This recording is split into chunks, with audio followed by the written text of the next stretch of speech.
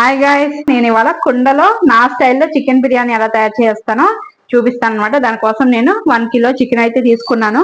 కొంచెం lemon salt వేసి వీటిని క్లీన్ చేస్తాను అనమాట. దాంట్లో ఒక 2 స్పూన్స్ సాల్ట్ వేస్తున్నాను. నేను 1/2 స్పూను పసుపు, నేను ఆల్రెడీ మసాలా పేస్ట్ చేసి పెట్టుకుంటాను కదా, అదైతే 3 స్పూన్స్ అయితే వేస్తున్నాను. బిర్యానీ కాబట్టి కొంచెం ఎక్కువే పడుతుంది మసాలా. ఈ మసాలా ఎలా తయారు చేయాలో కింద డిస్క్రిప్షన్ లో ఇస్తాను. మెంగడ పెరుగు ఒక 3 స్పూన్స్ వేసి ఇదంతా దీనికి పట్టేలాగా మనం కలుపుకోవాలి.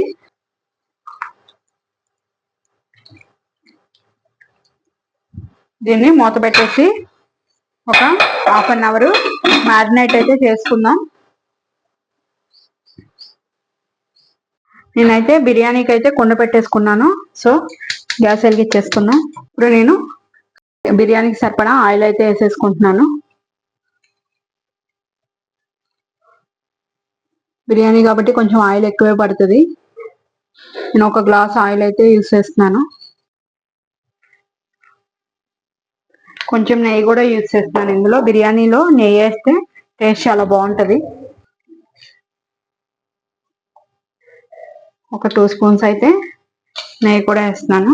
హోల్ గరం మసాలా అంటే 4 బిర్యానీ ఆకులు, 2 అనాస పూలు, 1 అంగుళం దాల్చిన చెక్క, మరాఠీ మొగ్గ, 5 లవంగాయలు. ఇప్పుడు నేను ఒక మీడియం సైజు 2 ఆనియన్స్, ఒక 10 పచ్చిమిరపకాయలు అయితే తీసుకున్నాను. ఇందులో మనం కారం ఏమి వేయం కాబట్టి ఓన్లీ మసాలా మిర్చితోనే ఘాటు ఉంటుంది.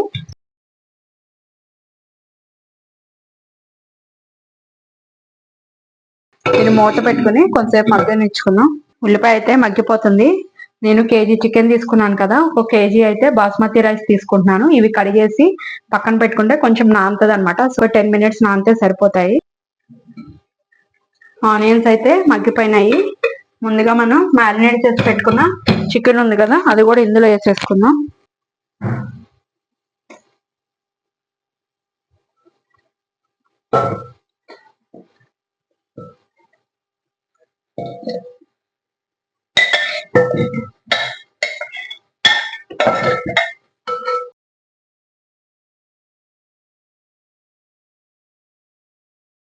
మొత్తం కూడా ఈ విధంగా కలిపేసుకుందాం.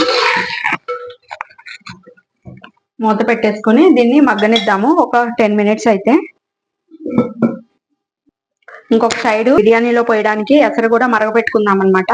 మనం గనక కూల్ వాటర్ పోసి చికెన్ లో బిర్యానీ చేస్తే కొంచెం ముక్క చప్పగా ఉంటది. అదే గనక ఇలా వాటర్ గనక మనం మరగపెట్టేసి పోస్తే గనక ముక్క అన్నది చప్పబడకుండా ఉంటది అనమాట. సో దానికి మసాలాతో కడిగిన నీళ్లు ఉన్నాయి కదా, అవి నేను 1 గ్లాస్ కి 2 గ్లాసెస్ చొప్పున నీళ్లు పోసుకుంటున్నాను. సో అందుకనే ఇందులోనే పోసేసుకున్నాను. 2, 3, 4, 5,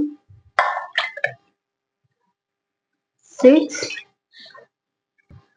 7, 8. ఈ కప్పుతో నేను 4 గ్లాసెస్ అయితే రైస్ వేసాను కదా, 8 గ్లాసెస్ వాటర్ ని పక్కన పెట్టి మరగపెట్టుకుంటాను అనమాట. ఇప్పుడు ఇదిగోండి, ఈ విధంగా అయితే నేను కడిగేసి నానబెట్టేసుకున్నాను. చికెన్ కూడా ఉడికిపోతుంది. సో ఎసరు కూడా కాగిపోయింది అనమాట. ఈ ఎసరి అందులోకి ట్రాన్స్ఫర్ చేసేద్దాం.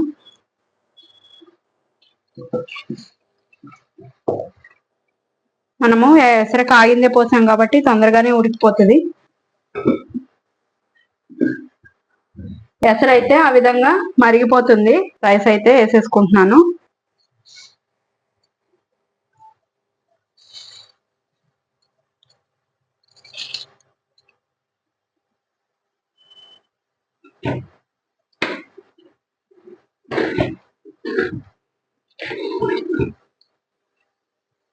పుదీనా కూడా నీట్ గా కడిగేసుకుని పుదీనా కూడా ఇందులో వేసేసుకుంటున్నాను. ఒకసారి మళ్ళీ పైనుంచి కదిపేసుకుని మూత పెట్టి ఉడికించుకున్నాం.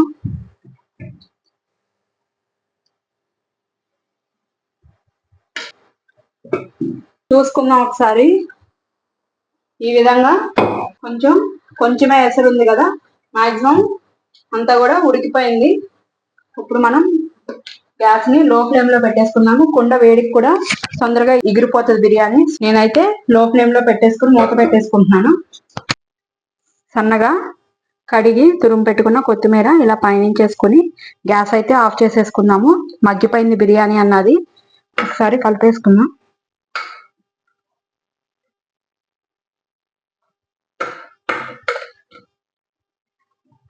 చూడండి బిర్యానీ అన్నది ఈ విధంగా మగ్గిపోయింది.